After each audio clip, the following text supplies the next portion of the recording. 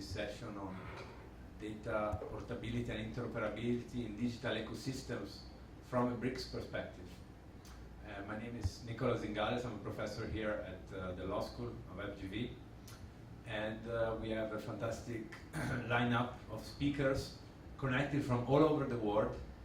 In fact, we were very happy to have one representative for at least the BRIC country, not the S, the BRICS, but this will allow us to shed some light on some of the trends, initiatives that we have in these regions with regard to data portability and interoperability.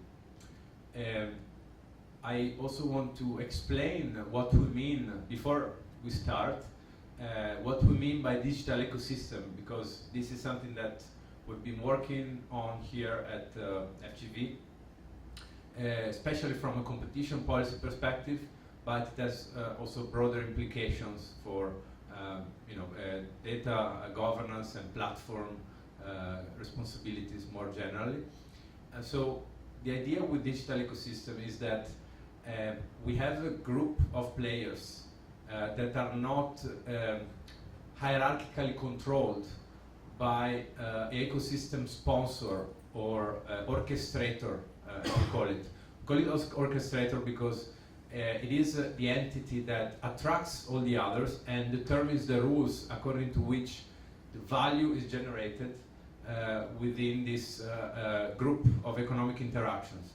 And so typically this would be a platform operator that sets the rules through contractual requirements that it imposes on players that want to build on top of the platform, and through technical standards that are imposed in the APIs and the software development kit.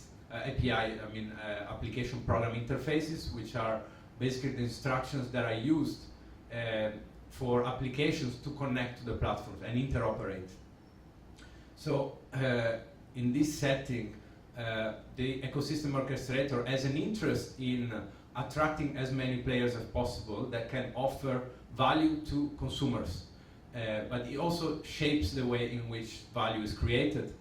And typically a behavior that we observe is that these orchestrators, they start by being very open, and then at some point they see that one of the markets in which the complementors, so these third parties are operating, is very profitable, and then it will enter into this area, it will verticalize into this particular line of business, or it will appropriate more value from these players in certain areas, and perhaps make it more difficult for them to compete with its own service or its own affiliated services. So one example of this that is currently also being discussed with the investigation by the European Commission on Apple.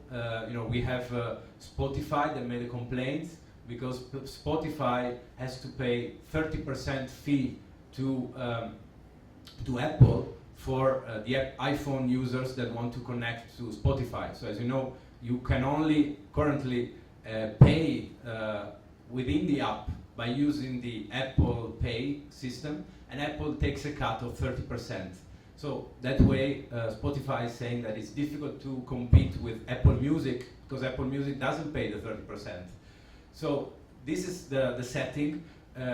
There's a lot happening in various countries around digital platforms and try to promote data mobility and as well as interoperability, so the possibility for consumers to switch to other providers and bring all their data along, or also the possibility to interact as we see now in the proposal of the Digital Markets Act, for example, where messaging applications will be able to interoperate among each other. So you can send a message from Signal and it will be received by your friends on WhatsApp and vice versa. So in this context, there's a lot that is happening in BRICS countries that we wanted to illustrate here, and also to think about possible harmonization among the BRICS, because there's an enormous potential in creating some standards that will compete with the dominant models of US and EU, for example, if the BRICS get together and have a charted path forward around these areas. So I would then start the discussion. We have proposed to the speaker to divide it in two parts. So the first part around data portability, and the second part around interoperability. I also have here, I share the moderator role with my colleague Ian Brown, who has written a number of papers on interoperability and data portability, and he is very up to date on all the discussions that are currently going on. Ian, if you want to say a couple of words before we start. Thanks, Nico. Just very briefly, I've been particularly involved in the European debate over the last 2 years on this Digital Markets Act that Nico mentioned. So I'm especially interested to hear what is happening in other regions. The EU has tried limited data portability in the GDPR, but it's had very limited impact so far. So I'm very interested to hear if other regions have managed to make more of a success with portability, and where they are moving to with interoperability, which the EU is now imposing on very large gatekeeper firms, as the EU calls them, which I guess would be your ecosystem orchestrators, Nico. Yes. Thanks. Indeed. Yes, and so these concepts are not set in stone. I mean, I think that different jurisdiction might find a different title or a different categorization of these players, but I think the discussion is indeed converging around this common sense that there is a player that is key, and that we need to impose some specific rules on these players for the competition to be fair when it deals with intermediation with these players. Okay, so I propose to start with the first round of questions. Let me introduce the speakers one by one. So perhaps we start with what is most familiar here to the audience, which is Brazil. So we have with us Mariana Cunha y Melo, who is working for Belvo, a company that works in the financial regulation, and she probably can tell a little bit more about it, but they depend a lot on the concepts of data portability and interoperability, so she will have a lot to tell us about what's going on in Brazil in the recent months. So Mariana, you have the floor. First of all, I want to thank the organizers for inviting me. It's an honor to be here again. It's always a pleasure to participate in events on FGV. I've been there several times, so it's to watch panelists, and now I'm super happy to be here as a panelist myself. Well, as Nicole mentioned, I've been working with open banking and data portability in the financial system since this topic came into the Brazilian Central Bank's radar about 4 or 5 years ago. I've been working with this first at Nubank, then at Quanto, then at Belvo, which are 2 startups, working on B2B technical facilitation. So they are working on this space, trying to facilitate the adoption of open banking. Now I'm focused on my own projects. I left all a few weeks ago, and I founded my own think tank to discuss exactly this kind of issues. So it's really great to be here with all of you. So yeah, that's it. Do you want me, Nicolo? Do you want me to start? Yes, perhaps say something about the idea is we start with first round around data portability, So your favorite topic. Yes. Excellent, perfect. So let me get right into this.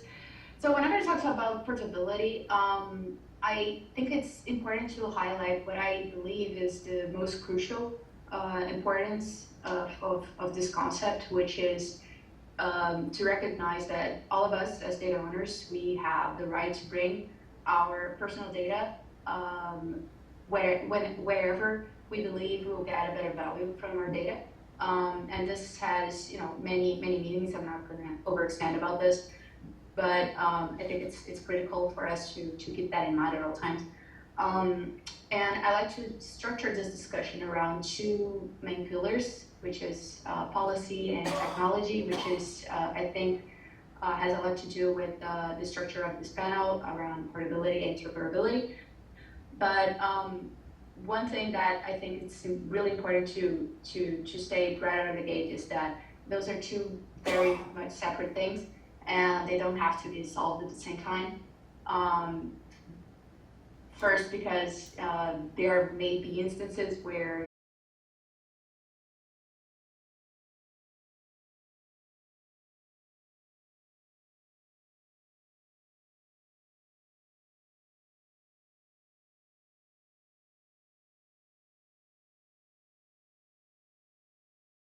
portability, we might want to ensure the right of portability, but we might not be ready as a market, as an industry to start talking about interoperability and the technology side of operationalizing the portability. So I think it's and it's also an issue about setting priorities and making sure that we can work on the most important issues first.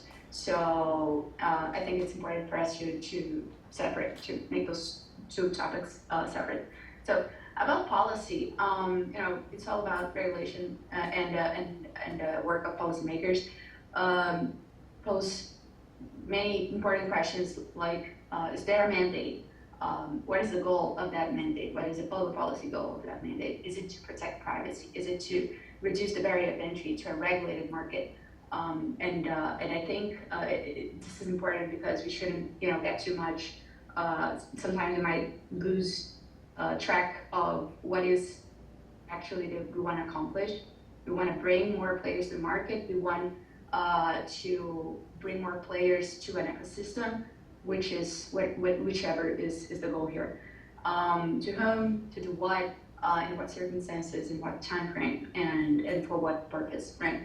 And when I talk about the importance of taking this policy and technology sides separately, it's not. I mean, I don't mean that we can't do anything without the technology side. Just discussing these issues about policy, we can actually affect a lot of transformative change. For instance, when we discuss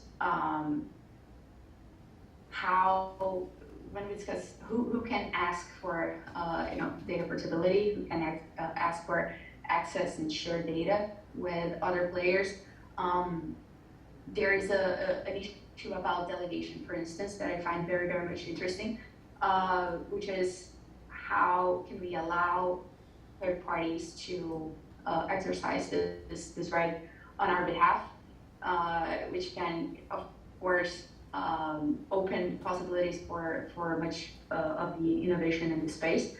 And a good example on this in Brazil is how the Brazilian IRS, Receita Federal, built a system where you can delegate access to your tax returns and a lot of information for other players, maybe your accountant, maybe something like that. And this is particularly important because this is how we start enabling more and more value for the data and more value to the data owner. So continuing to mention about Brazil real quick, we have our own data protection statute, right? And it states clearly we have the data owner has the right to portability of personal data to other suppliers of services and goods through an express request, right? So this is sort of the overarching right that we recognize in Brazil. And the National Authority for Data Protection is in charge of defining the specific rules and maybe including the how, the technical part. And in Brazil, we also have, still in this general legislation, the right to access. And I know it's there are two different things, but I do like to highlight how the two are somehow connected, because when we talk about access and we use this concept of delegation, we can think about even broader possibilities, right? To say to a company, okay, so you go there and I'm exercising my right to access this data, and I want you to have it because you're gonna provide me with this service. So I think that those are things that are very much connected.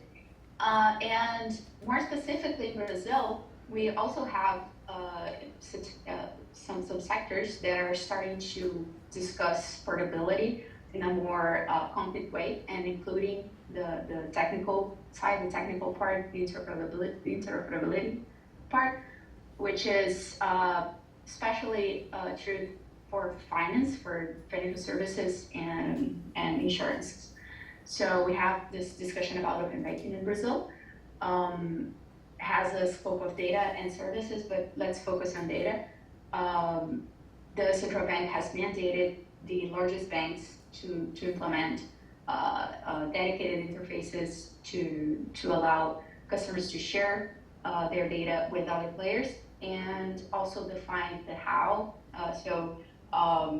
Not directly, but it delegated to the market, to a market-led governance body, like in the UK, for them to define the specific rules, the specific technology that would be used to make these exchanges. I can talk a little bit more about this in the discussion.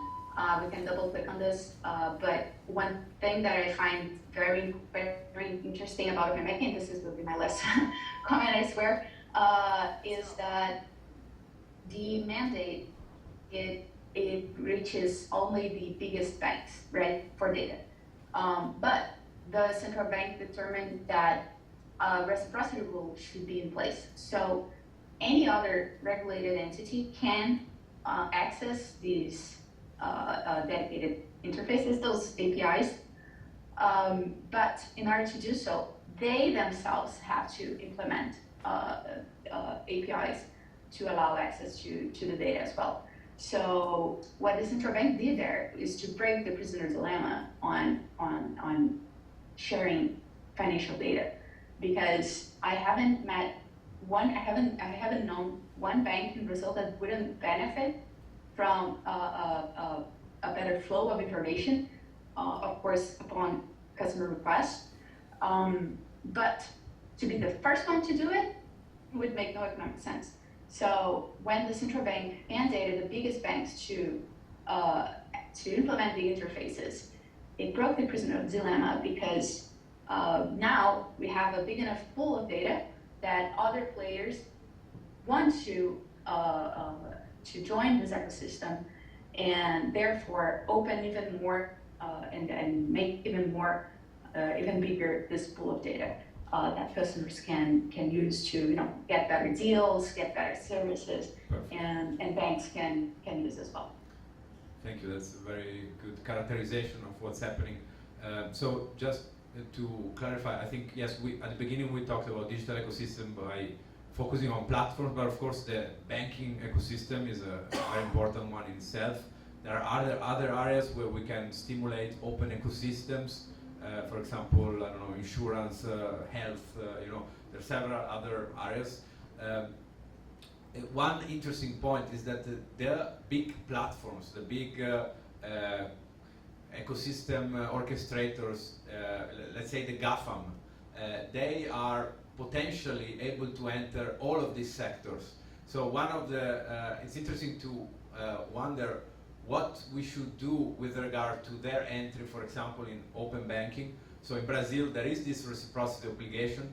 In other contexts, maybe the movement to open up the ecosystem will actually benefit the big players like this GAFAM that can get even more data by entering into, I don't know, health or insurance.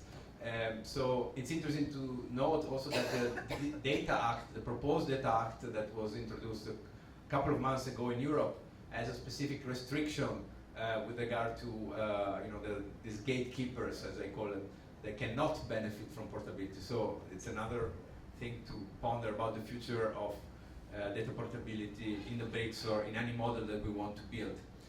Okay, so now I propose to move on to the next speaker in the next quadrant in the screen there, which is Vikas Katuria.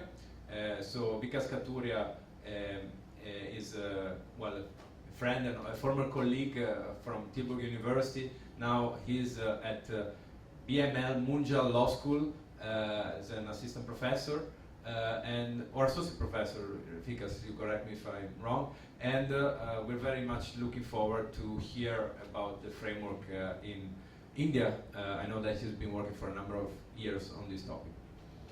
You have the floor. Thank you so much, Nicola. Thank you so much, Dr. Brown, for having me on board. This is an issue which is very interesting and very close to my heart. I've been working on this issue for some time. Well, so far as the data portability is concerned, I would be building upon, or rather giving you the illustrations regarding open banking and the architecture. Mariana has already spoken about how it works, like data portability, etc. So let me tell you, like, what was the Indian solution? And there are huge similarities.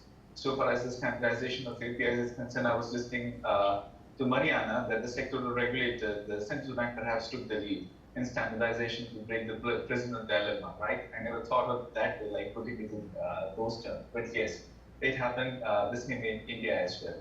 So, but to give a structure to my talk, I have slides. So if it's okay, I would like to share my slides with you all.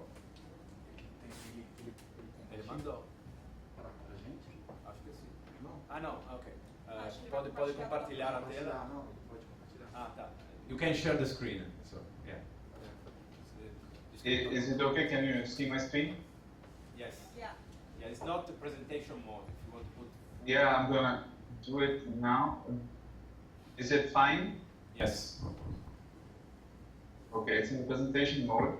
So let's talk about data portability. So one thing which is a big thing that we have to keep in our mind, that India, despite being such a huge digital market, does not have any personal data protection act. We do not have any legislation on it. It's been languishing with the parliament for a long time. Every time extensions are granted, etc. So the last version of the bill that we had was in 2019. And clause 19 is sort of a replica of the GDPR article 20. Of course, it has certain nuances, okay? It has certain Indian peculiarities, but something that we need to keep in our mind is that there is no enabling provision as such, which has the backup of the law. Now, what happened that last December, Joint Parliamentary Committee came up with a data protection bill. It updated. It said that, okay, instead of having two different legislations on personal data and then non-personal data, why don't we just club it? Now, this may seem like a easy solution, but it can give rise to its own problems, because we know that personal data and non-personal data, they present different challenges. They are not one and same. So clubbing them together and giving the mandate to regulate them to one particular body can be a difficult task. The convergence may be problematic. Yeah, but that's a discussion for some other day. Now, recommendation 40 again talks about data protection, data portability, that yes, data portability has to be there. However, one thing is very interesting, that the Indian data protection, the Joint Parliamentary Committee in its recommendation says that the trade secret should not be a ground to deny data portability. And this is something, it's a broad brush prescription. We know that, there has to be a balance in the short run and the long run. It's a difficult task. And that's what we, legal and economic academics, policymakers, etc., we strive to do. So this would be a very tricky thing.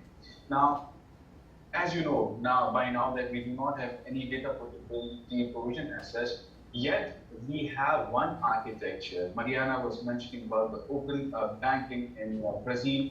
I give you the underlying skeleton of it. The underlying skeleton comes from data empowerment and protection architecture. It's basically a techno-legal architecture, and it's a public-private endeavor.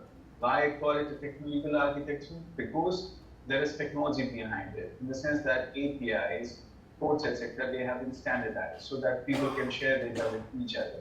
A legal architecture, why? Because there's an enabling provision, right?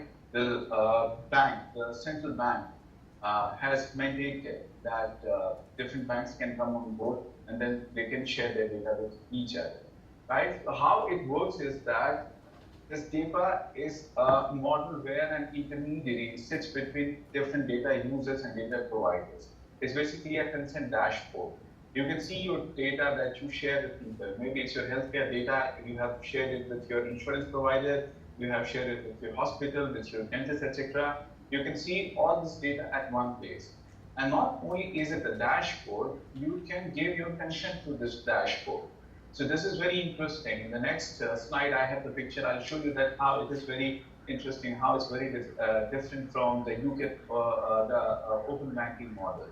Now, so what the skeleton is concerned, it has been used in, or it's under process, and it will be used in different sectors. In financial markets, account aggregator, and that would be an open banking movement for India. It has already started.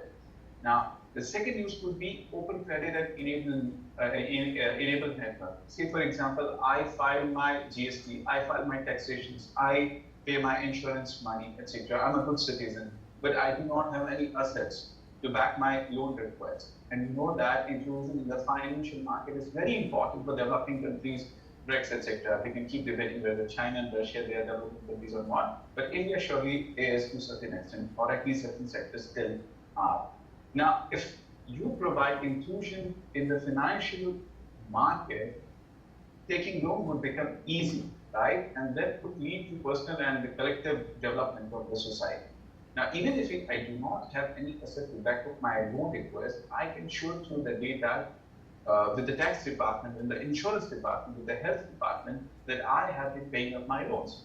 And because of this, taking loan from the banks will be easy. I'm not saying that this is a brand new solution. It was available in the past also. You could have just shown that, okay, this was a credit score, but it was suboptimal in the sense that it required a lot of paperwork. Interoperability is a problem. You take your data from one bank to another, you take your data from one user to another. Perhaps the data formats were not interoperable. But now it happens within clicks, right? You can see your data, you can decide what data you want to share. You can also decide the duration for which you want to share this data, right? And it all happens through the underlying mechanism of standardized APIs, and the sectoral regulators, they are taking a lead in standardizing the APIs. Now, another manifestation of this data model is happening in the healthcare sector as well. It's just to give you a brief picture. And if you look at the next slide, you see this, that consent manager sits between these users. One is information user, one is information provider, and another is user. An interesting part with this intermediary consent manager is that it in itself is data blind. It does not store your data. So it is not a fiduciary in terms of the data protection, like the language which we got from the data protection scholarship. It's not a fiduciary as such because it's data blind. It just passes on your authentication to the information provider, and the information provider in turn gives this data through APIs to the information user, and it happens in clicks. So this is the example of data empowerment and protection architecture from India. It has already started happening. But as I said to you that there are sectoral regulators who are taking the financial sector or the healthcare sector. Why? Because we do not have the data portability, a general mandate, which is absent because we do not have the legislation yet. So far as the interoperability requirement is concerned, you know that such things can happen only when the data formats are interoperable. Once again, it's the sectoral regulators that are taking this. Okay, so I'll stop here. Of course, there can be some questions. I myself have some questions from Mariana. I'll take them up later. Over to you, Nicola. Thank you very much. I'll stop sharing my screen. Yes, that'd be great. We keep the question for the end of the first segment. We can discuss about data portability more generally. Now, the next two speakers, I know that in Russia, perhaps more in China, there is a little bit of both. In Russia, I think there is more to say about interoperability than portability, but we get to that in a sec. So you guys are free to allocate your time for discussion. If you want to say more in the part about interoperability, maybe you can be shorter now. But let me go ahead, so I will follow the order of the screen. We have Daria Kotova from the Higher School of Economics in Russia. They have been collaborating with us last year on a project on digital ecosystems. So I know they have tracked and followed a number of initiatives that are going on. And so Daria, you have the floor. Do you want to make a presentation right now, or is that for later? Yeah, well, hi everyone, and thank you, Nicola, for inviting me to talk about this. Yeah, so I have a presentation. Can I show my, can I Yes. share my screen? Yeah, I can do that. Okay, can you see? Yes. Yeah, okay. So I will give just a very brief spotlight on what initiatives we have on data portability in Russia. You were right, Nicola, and I really appreciated the that you mentioned Russia in the paper that you shared with us, the one that you authored with Luca Valley. We really talk more about interoperability, and the only thing that we have in our data protection law as of now is just the right to access one's data, which basically resembles and almost copies Article 15 of GDPR, and it doesn't really give you any ground to talk about data portability right in Russia, even though some businesses are trying there against the introduction of a more general, of a more specific right to data portability into our legislation. Some of these companies are claiming that, well, in fact, you can interpret this article, this data protection law, as implying the right to data portability. Well, I don't really see how one can do that, because if you look at the wording of this article, it's really quite strict and provides very strict conditions as to when your data can be shown to you. It also has some restrictions on showing your data, so you can't really base build a case of data portability on this article. This traces back to an overall underdevelopment of Russia's data protection law. The law was adopted in 2006, which is like tons of years ago, and it doesn't really has not been able to catch up with the pace of digital ecosystem development in Russia, because, as you know, we really have, and well, I would say we still have quite a thriving digital market. We'll see what's going to happen next given the political situation, but still, data protection law is really lagging behind. So because of that, or partly because of that, I think it was last year, or it was either 2020 or 2021, the Ministry for the Digital Development was tasked by the government to come up with significant amendments into the data protection law, including a provision that would establish the right to data portability. They don't really have any kind of draft or wording or something that we could, look into to at least see how exactly they're going to frame this data portability, how broad that right would be. But still, they do organize some expert sessions and discussions. I think they might have some drafts already, but I haven't seen them personally.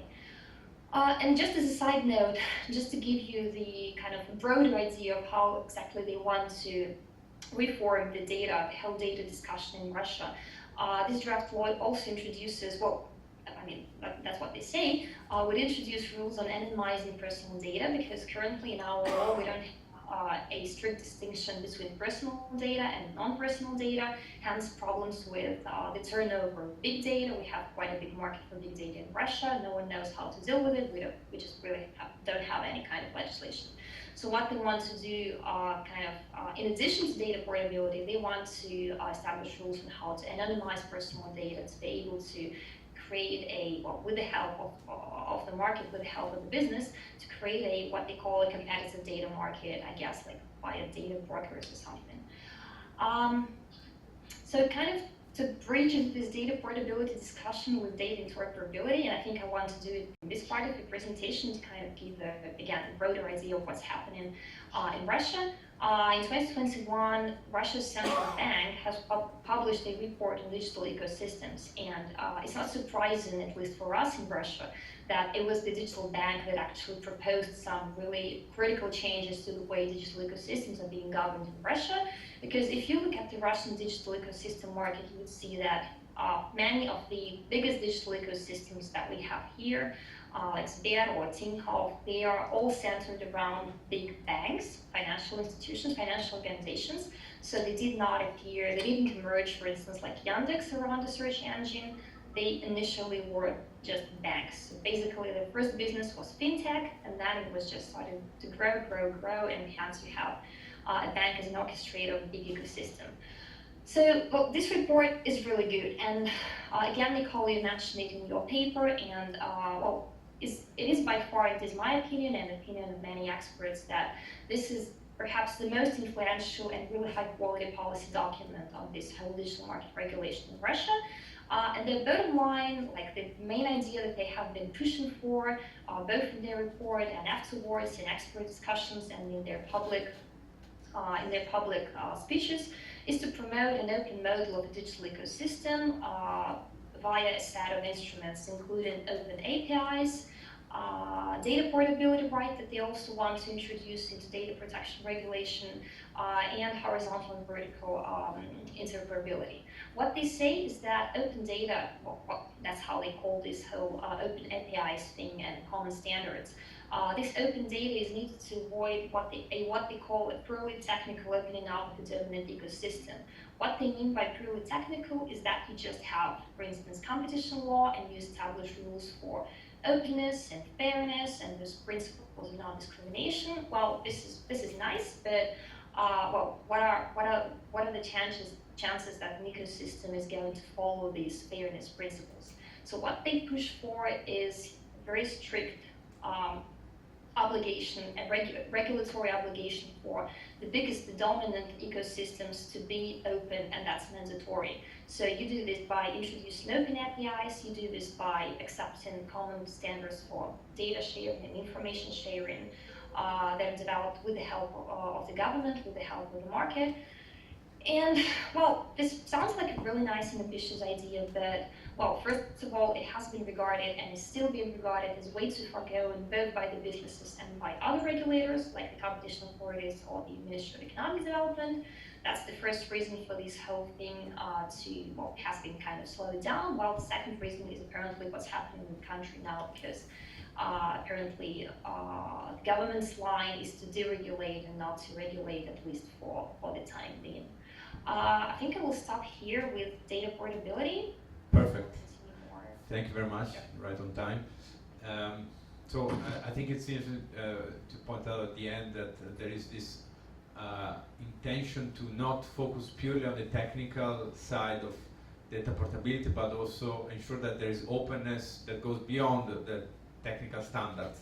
And this is the trend that we want to emphasize with the next segment when we talk about interoperability as a broad term, which refers to equitable interoperability. So the ability to interoperate on the same terms of the dominant player, not just to connect.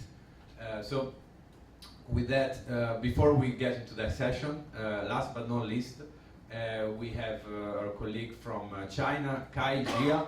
He's from the University of Electronic Science and Technology. I know it's very late for them there, so I thank him for connecting. And we're also involved in our project on digital ecosystem, and they have some really exciting stuff going on there. So Kai, You have the floor. Thank you very much. You're on mute. Sorry. Oh, okay. So can you hear me, Nicola? Yes. Okay. That's great. Thank you, Nicola, for inviting me here. It's the first time to communicate with other scholars. So maybe I just spend a few minutes to introduce what I'm thinking about the data portability in China.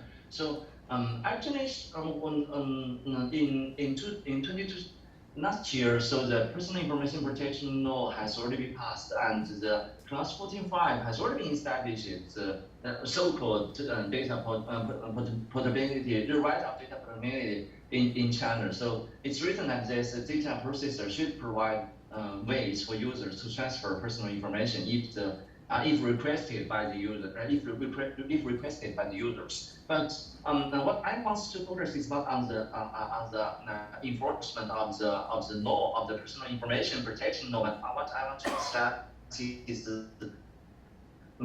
probably from another perspective to discuss why we need data portability and what kind of data needs portability at present in China. So actually, in China, that we have worked maybe in past 5 years, there has already increasing trend to strengthen the protection on personal information. But on the other side, there are also increasing pace to establish a market or a data market. So actually, lots of discussion has already been focused on how can we build a data market or data transaction market. So in last month, the Central Committee has already issued a file to say saying that to establish the infrastructural institution for data to relieve its potential as a productive productive factor, similar to oil, similar to the land, similar to the financial resources. So we want to from the policy perspective, we want to create a data transaction market and to promote the data flow. And from this perspective, data portability is also very important. But if we see the data portability from this from the perspective of the data market, then we may face different policy goals. First one, to protect the consumer, to enhance the competition, or to frame the market to how the data market should be established and how the data market should look like. But this time, then we will the second question is what kind of data needs portability? Actually, it's not all of the data needs portability. It's only some or it's only part of the data needs portability. Especially if we take it as from the perspective of a data market. So at present, then it may come to this discussion.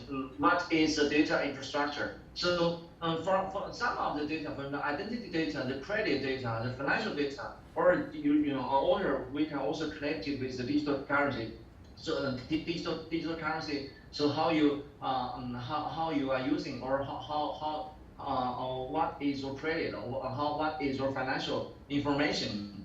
So these kinds of infrastructure, why we call that the data infrastructure is because in different kinds of transactions or in different kinds of digital economy, different sectors of the digital economy, we all need this data to promote the data market or to establish the data market. So these kinds of data, some of them are controlled by the government. So at present in China, that we have already in past 3 or 5 years, there is a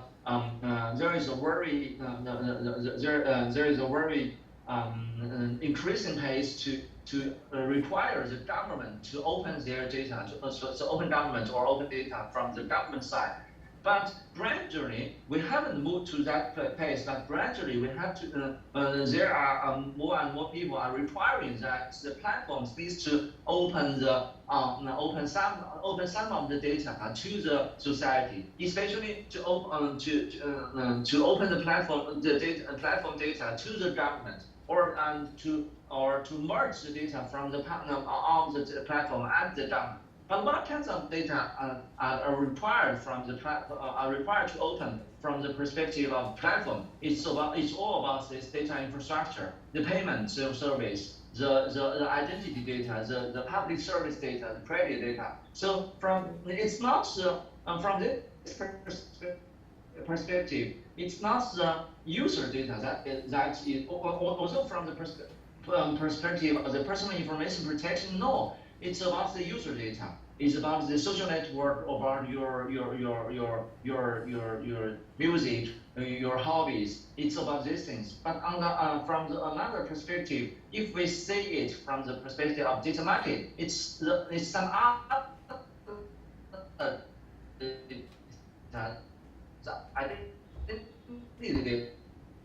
credit data, and these kinds of data require portability as well. So especially if we, but from this perspective, the policy goal is not enhance the competition. The policy goal is to establish a data market, is to promote or to enhance the digital economy. So to be concluded. So what my perspective is that what we in China that. What we are discussing at present is more than maybe besides the protection of the consumer or to enhance competition. The third perspective is to discuss how can we use data portability to establish a data market. So that is a perspective that I want to promote. I want to propose. So thank you, Nicola. Maybe we can discuss later. Yeah. Thank you very much. So now I just want to reflect a little bit on what was said. I think that it's clear that in all these countries there is an emerging concept of data portability. Maybe it's not already fully effective in the law, but that's where we are going.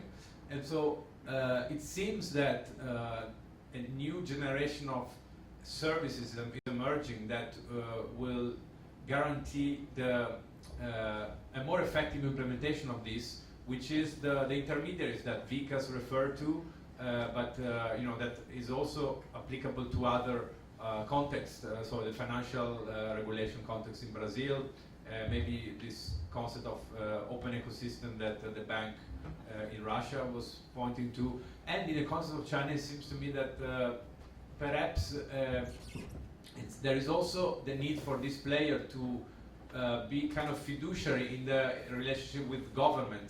What kind of information is given to government, what kind of information the government gives through open data. So these third-party intermediaries, I think it's an interesting concept, and I wonder, if they should be what's the scope of this? Should they be just?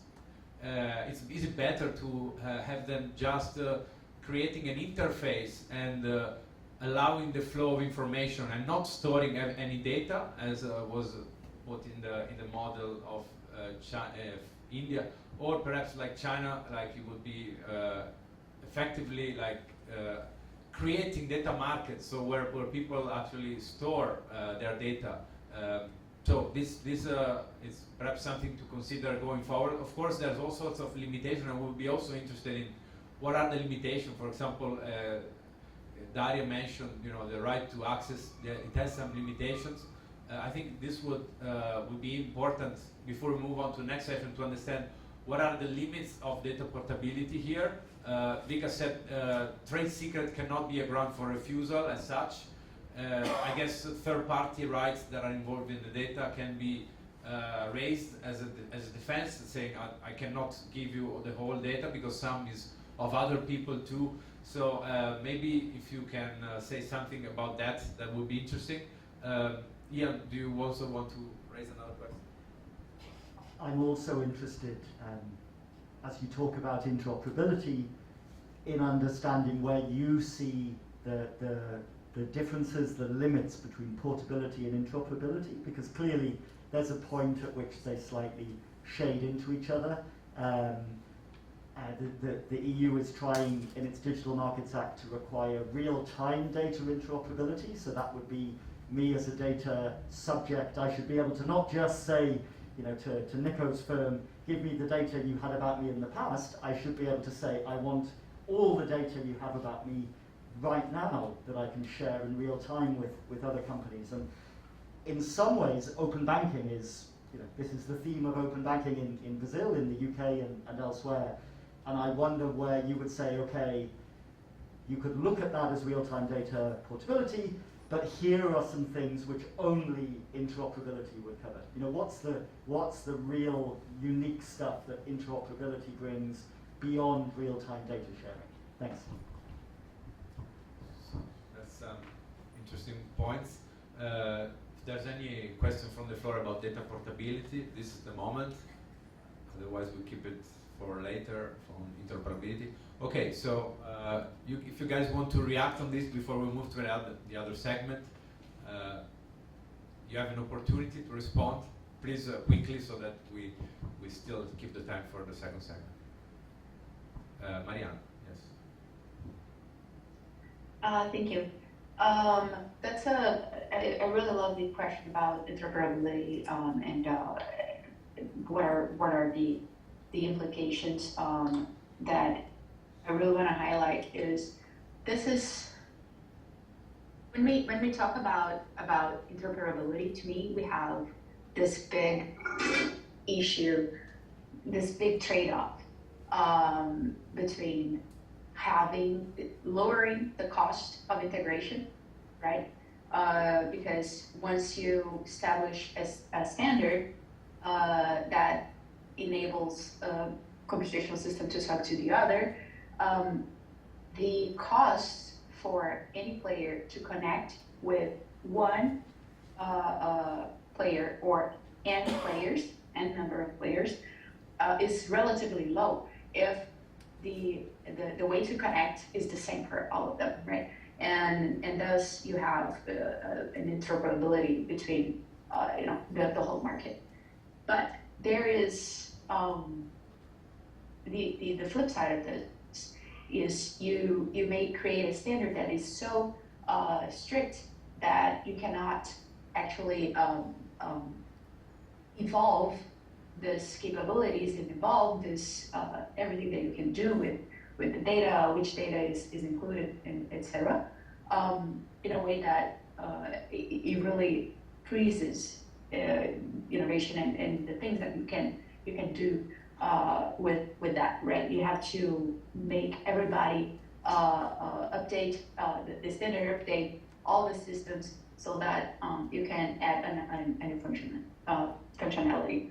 But on the other hand, if you don't have this interop, you end up needing to rely on intermediaries to facilitate this integration.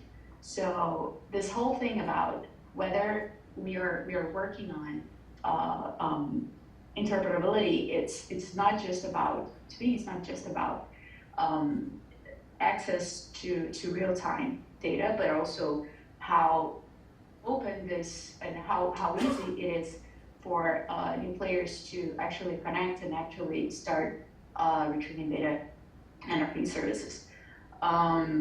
There is also another issue about how to manage consent, which is really interesting because brought to us. I'm really interested in the Indian concept of consent managers that can actually unlock a lot of opportunities in this space as well. Great, very interesting. Any other reactions from you guys? Yeah, Vikas, and then and Daria. You're on mute. Yeah. Well, I'll respond to this. There's no dichotomy, or say, for example, these are not two different features, data portability and interoperability. They can go hand in hand. They often go hand in hand. But in the next section, when we talk about data interoperability, I'll bring to you an example where data interoperability in itself leads to fairness. Now, this F word, it keeps us, trouble a lot many times, legal scholars, because we can't define it. We can't put it in boxes. Perhaps it's got to do something with the, with answering the question, who gets what? If you have sliced the pie, who gets which part of the slice? So yeah, I'll be taking up this thing in the coming session. Here I have one question from Mariana. Mariana, when you were presenting, you used the term data ownership. So does Brazil, the Brazilian law, the legislation, what does it do? Does it grant ownership right on personal data? Can you answer in the next segment, please, Mariana, just to keep the time? Okay, sure. Thank you. Daria, feel free to answer the previous question. Yes, thank you. So it has always been occurring to me that data portability is kind of a technical precursor or prerequisite for data, well, just for general interoperability. So if you don't have data portability, at least in my opinion, interoperability is just almost non-existent, or it's really very technical, like, having these nice fancy obligations in competition law to be open. That won't work because you don't have the initial kind of the initial thing that the freedom for you to move your data wherever you want to. So that's kind of the way it works for me. And interoperability, to me, is something that has to do more with competition law, or perhaps because I'm a competition law, young scholar or whatever. Data portability to me is something that is kind of more technical, more from data protection regulations. So yeah, and I want just add that it was really interesting for me to hear about Chinese experience with this data infrastructure and data market. I think, Kai, we can talk about this later. It's not, spend time on this, but we have the same kind of movement here in Russia because the government really is being active.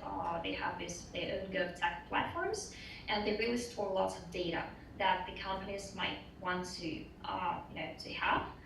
Because that will help them boost their businesses. So the government and the businesses are also looking into these to help kind of find this synergy and work together on this. So perhaps your telling more about the Chinese experience would be very helpful.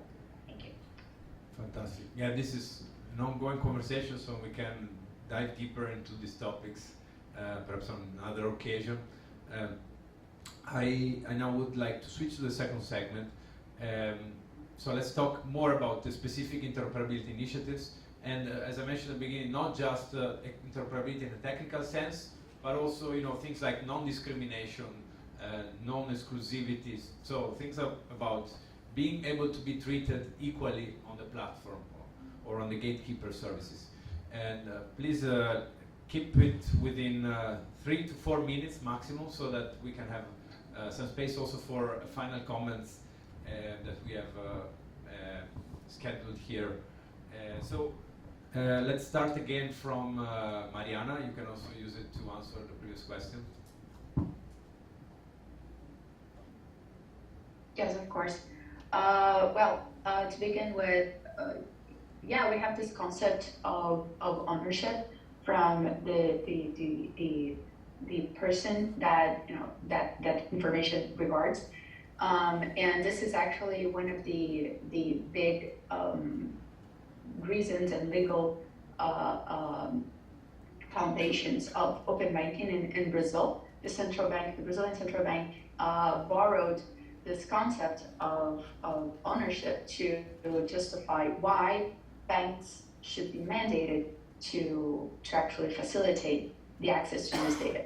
And in many regards, open banking is typically referred to as this putting in motion and actually operationalizing this right for portability, which has grounds on the concept that it's my data and I can take it wherever I want.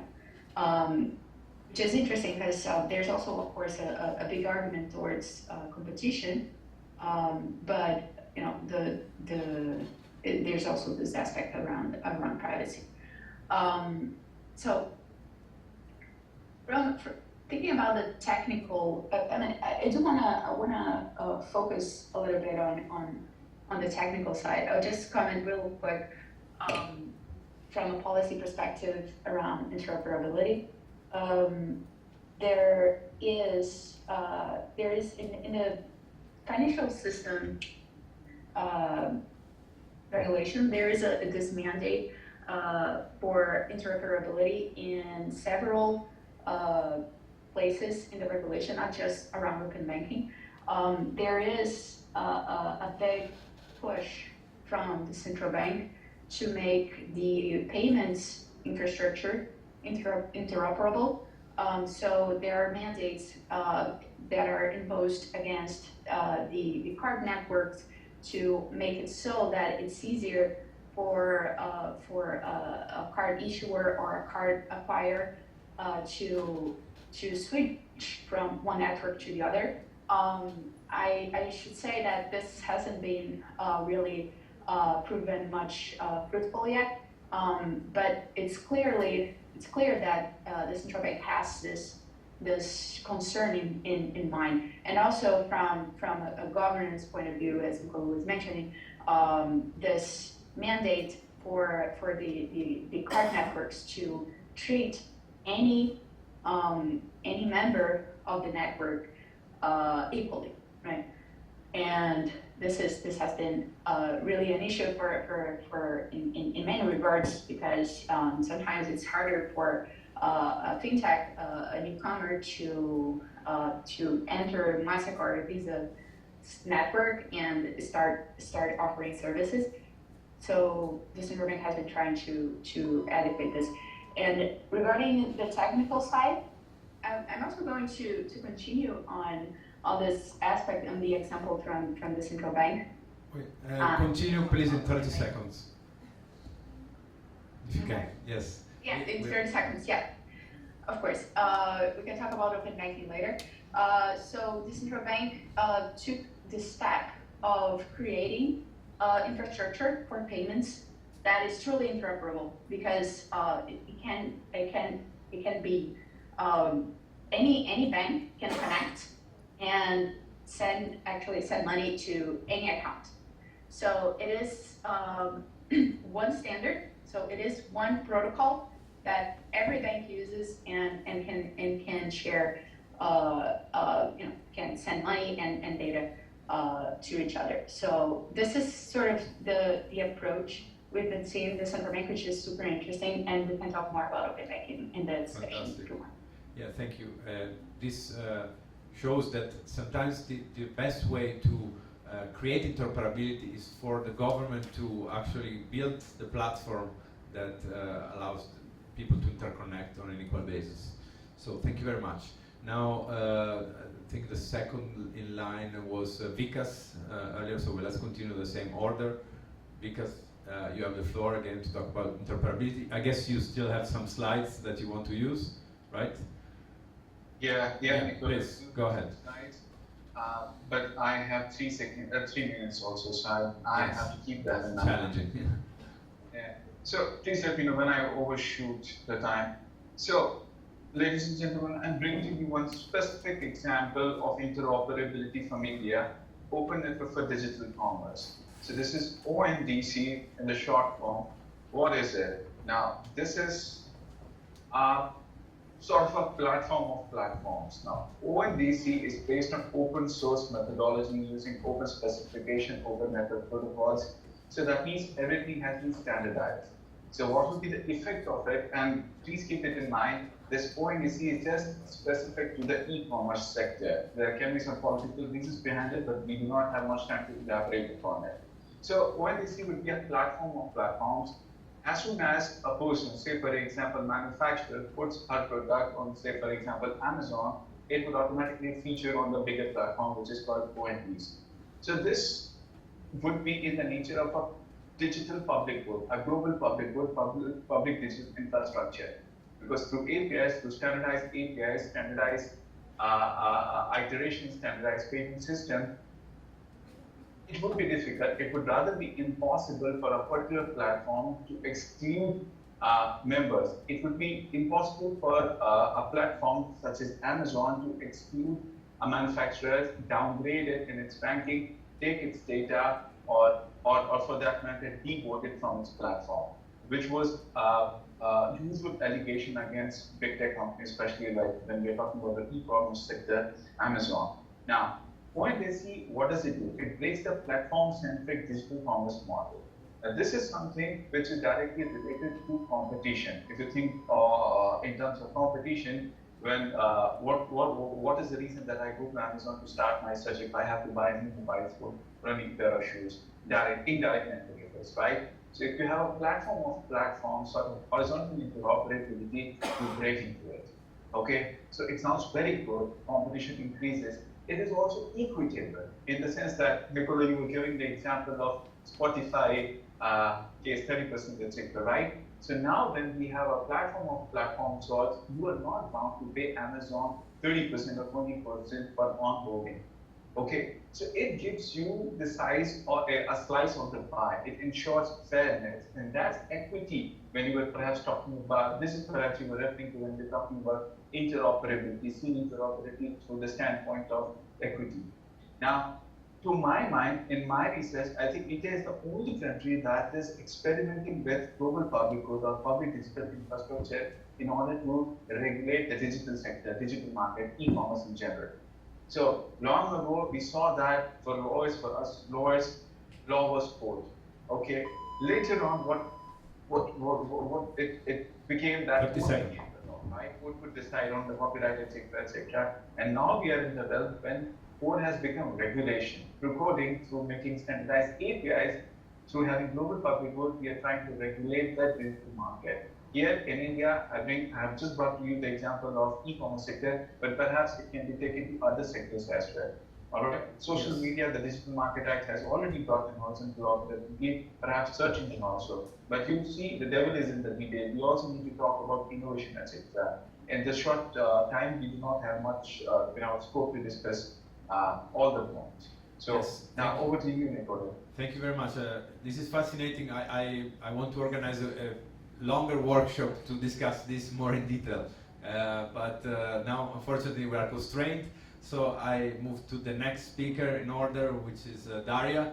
Daria, I know that you have some slides, so please feel free to share your screen. I'm heading again with my slides. You can see them, right? Yes. So yeah, as I said, in Russia we talk more about interoperability, and it is not viewed as a standalone concept. So in expert meetings or in regulatory sessions, you wouldn't hear the word interoperability. We don't even have a synonym for it in Russian, but they will be just talking about different set of measures that is aimed to provide more open access to ecosystem services. Measures implementing both data protection law and information protection law and in competition law. So some companies, like for example Yandex, they have already started to apply certain elements of openness, but basically this all boils down to what they say is an increase in algorithmic transparency, which is not always very much true because, what they show, I mean, it's the black box problem again. What they show is more or less not enough to see how really the ranking goes on in the platform, but they see any broader regulatory obligation of openness as very much excessive. So to just add to the collection of documents that has been discussing interoperability, there is a really nice concept paper by the Ministry of Economic Development that has been talking even more about the ability to multi-home, the ability to manage one's data. So again, this is the topic that we have. Again, the competition authority has been quite active, I would say, but we would like it to be even more active in the field of interoperability. Some of the recent antitrust cases have been dealing a lot with interoperability in their remedies section. For instance, a very recent and it's still ongoing investigation against Apple in their cease and desist order. They ordered Apple to stop prohibiting third-party developers to advertise other payment methods apart from Apple Pay. So, Apple didn't comply, and this investigation is ongoing. Apple Kaspersky, Headhunter, Superjob, Android, lots of cases where the the FAS Russia, which is our antitrust party, has been engaging, touching upon interoperability without directly naming it. Just last year, it was September 2021, they adopted these principles that they're really proud of, these principles on the self-regulation of digital platforms. They didn't mention interoperability specifically, but they kind of broke it down into several aspects, into several measures that platforms committed to try and implement, like ranking transparency. Again, we talk a lot about this ranking transparency in Russia. Again, non-discriminatory access to ecosystem services. This is this concept of efficient, I guess, interoperability that Nicole was talking about. Restriction and unjustified limitations of users' rights. Well, that's interesting, but the wording of the document doesn't really allow us to say whether it also extends to business users, or the platform commits only to not in an unjustified manner to restrict the rights of business users, or it's only regular users. So just a couple of words on how in practice we have interoperability obligations implemented. Yes, we do have a pilot project on open banking. It's not obligatory, it's also like self-regulation. The central bank is very active in helping to develop standards. We have a central bank developed as payment system, which allows interbank payments via a common identifier. It's obligatory for all banks. All banks are now included into the system. You can't avoid being included into it. We also have some payment platforms like Yandex Money that kind of have some interoperability agreements with some of these banks. So to just wrap it up, it is still unclear, and because of the discussion is ongoing, it's still unclear how to implement and if they're going to implement some direct interoperability and data portability obligations into the law. Would it be data protection law? Would we have some changes to the competition law? Because we really want, like us, competition law community, we really want the FAS Russia, the antitrust regulator, to talk more about this broader aspect of interoperability, to support the openness obligations and fairness obligations that they are pushing forward, that they're pushing for, to support them with some technical regulations, to impose common standards, to kind of push direct companies more to applying common standards and common APIs. So that's something, apart from the current need to come up with some amendments, some critical amendments to data protection law, we would really want to see the competition authority being more active in this. And like Fantastic. the state of competition law that we have now is really, there's a huge lacuna, a huge gap when we talk about interoperability. So, Great. Yeah. And yeah, I see that there's also much more like a voluntary movement right now, it seems. So not quite yet imposing hardcore interoperability, but hopefully we'll get there. So the last one in the segment is Kai. Again, Kai, I think you have this presentation. Please feel free to share.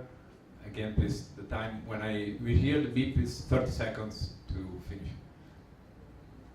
Okay, no problem. So I'll start with a balance about the interoperability, which is also proposed by WeChat. So actually in China that we have the regulator requires that super apps or these platforms to open the external link, which is before that WeChat, if on the WeChat app we cannot open TikTok video. So for this requirements, then the WeChat has to open the external.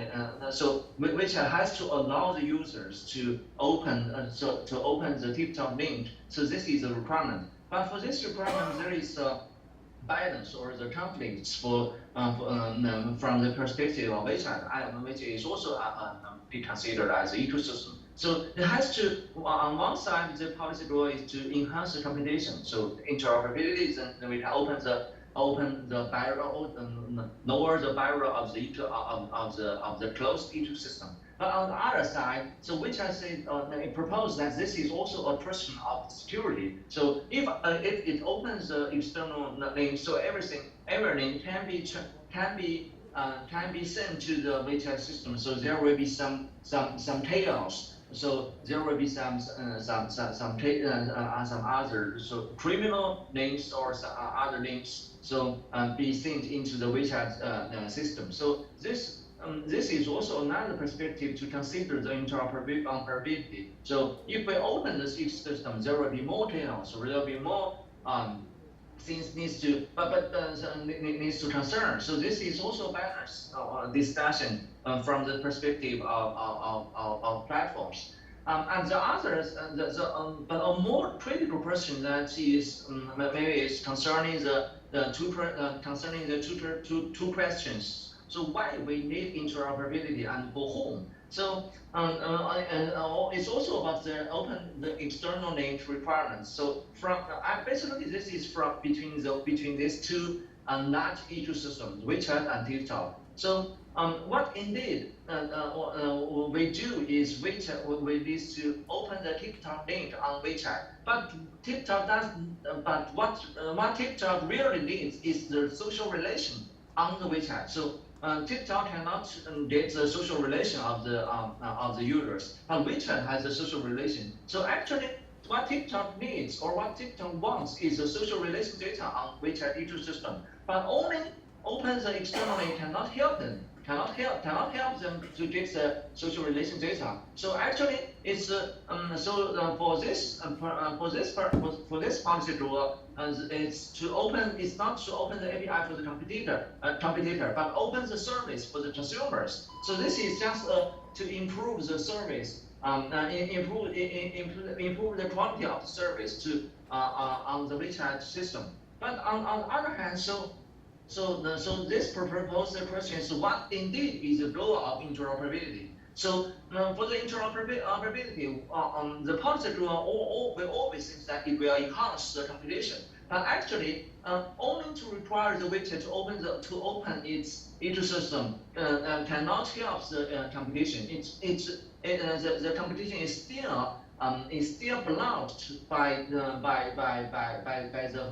whole ecosystem. So what I want to propose is that there are different kinds of levels of the interoperability. So if we want to enhance, if our final goal is to enhance the competition, so it has to be several levels of several levels of interoperability. Yeah. Another thing is that.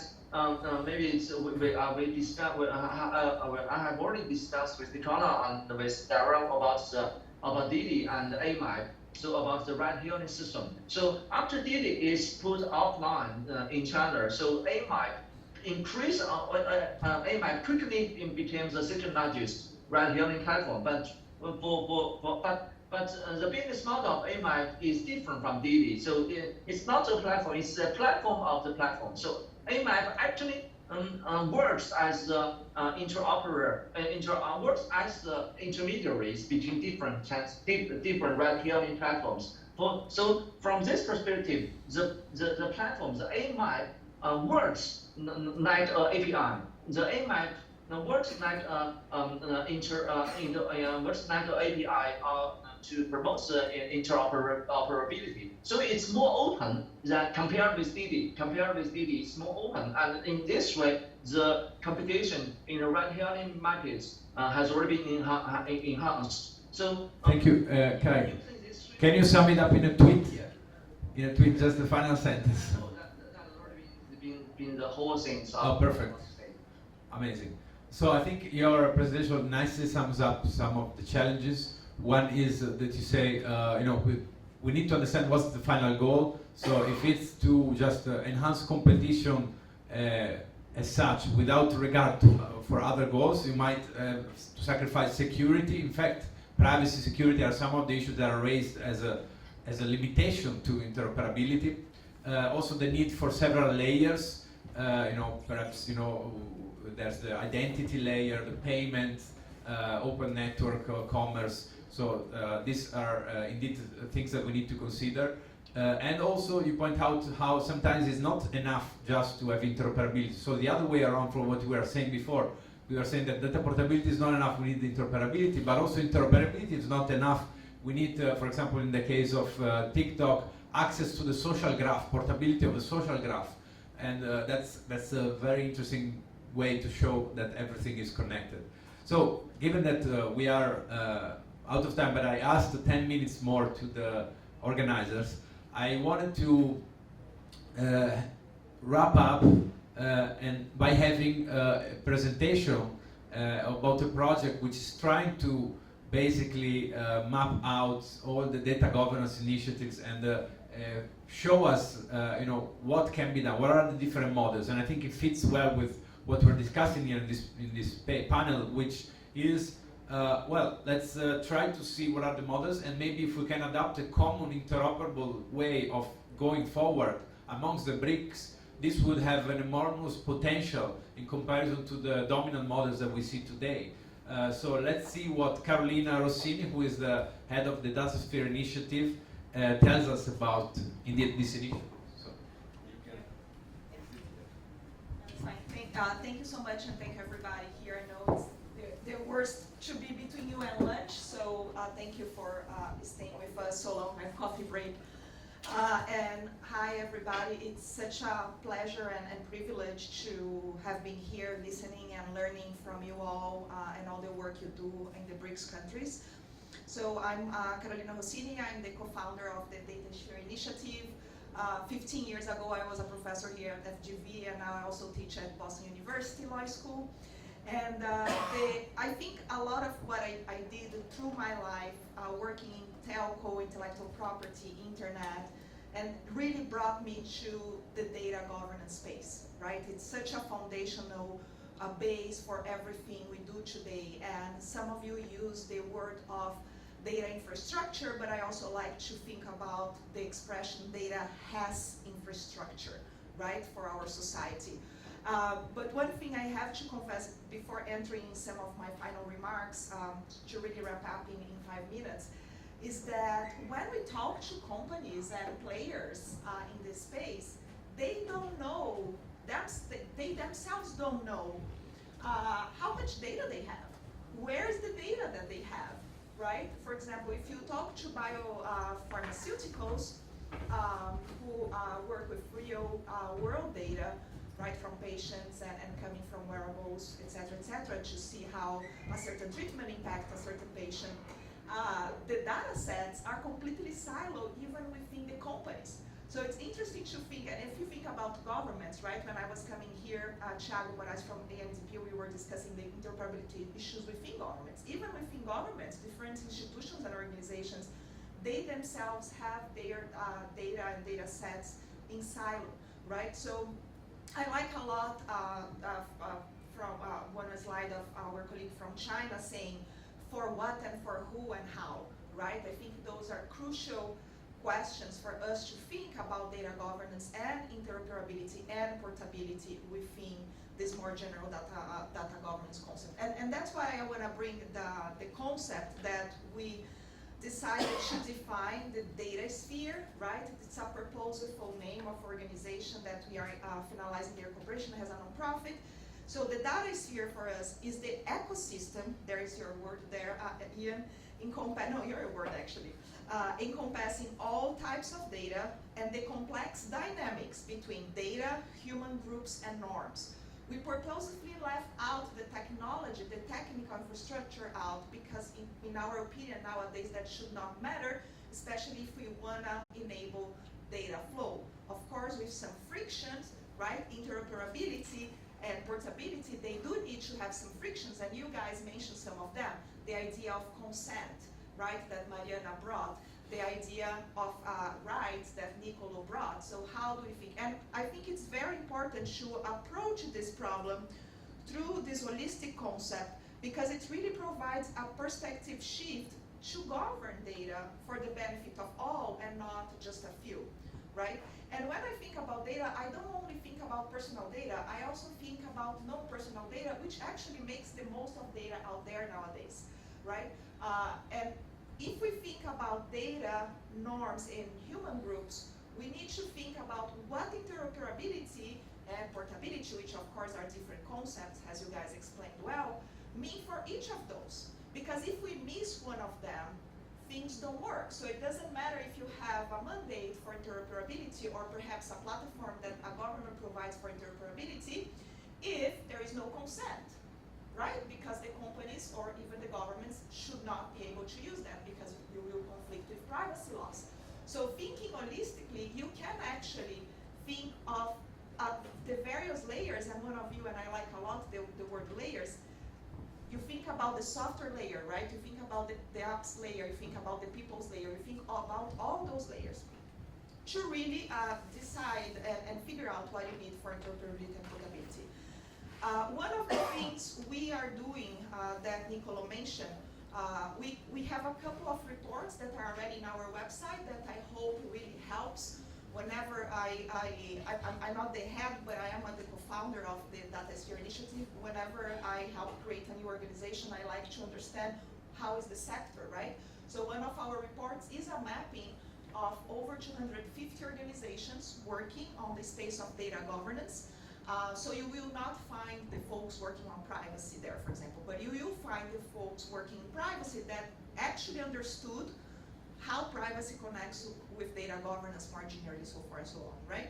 And among those, there are 50 international organizations, because we cannot forget that a lot of this is connected, for example, with agriculture, right? So you have FAO working a lot in this, right? FAO is actually one of the most advanced international organizations related to doing data governance work and doing interoperability. One of our fellows, we have a fellowship program, and actually it's open if any of you want to apply now. Cassie, she's wonderful. She does work on agriculture and the movement of animals in agriculture. And it's at this point, one of her conclusions, and I'm paraphrasing here, it's impossible to have interoperability because even the name horse is not standard. So if you don't think about the data, the norms, and the human groups, and you don't think, okay, it's not just about making that data flow, it's about, is that data is interoperable in the way we actually name things, right? So she's doing this whole map, I'm mixing languages here. She's doing this whole map to try to actually make the terms interoperable, so then that data can flow better for better agricultural results or better policy making in that area, so forth and so on. So anyway, so we map lots of initiatives, and it's there. We are mapping the data sphere to exactly understand what are the barriers for interoperability, and Cassie's working is one example of that one. We also did a similar one with a group of 50 engineers around data sets on climate change. How we needed to solve, right, our most pressing issues nowadays, and climate change and pandemics, etc., they all of them. So we need to understand how those data sets are out there, and are they actually talking about the same thing, and how we talk about those things. Anyway, so this is one approach. The other thing we are doing is we develop a model of a cross-border sandbox for data with the government from England, and now we have a working group, so you guys are all invited to contribute to that. And the idea is to do some testing in the Asian area, because their trade agreement does foresee a sandbox. And of course, the idea of interoperability and portability is a crucial part of that, besides things like homomorphic encryption and other privacy enhancing technology issues. But anyway, so I just want to put the seed out there that we have to think holistically, that we have to think about all the elements that impact here, that we cannot forget the layers, right? We all learn about the internet in terms of layer. The same system can be applied for data. So there are no chilling effects to allow for interoperability and portability. So thank you so much, Nicholas. Thank you, Ian, for the organizers. Thank you, Carolina. That's a great way to end. So as you noticed, we don't have time to discuss further among us. I promise I invite you to another workshop where we can discuss more in detail all these wonderful initiatives. I think, just as a reflection from what Carolina was saying, we can think about the whole data world as an ecosystem itself, and then we can see these problems that I was talking about at the beginning with regard to platforms kind of replicating. So if we have one player that all of a sudden determines the standards around data, and it has very influential role that everybody follows, then we can see a concentration around that player, which at the beginning might be open, and then it might engage in some self-preferencing or other techniques of getting a share of the pie of the data ecosystem.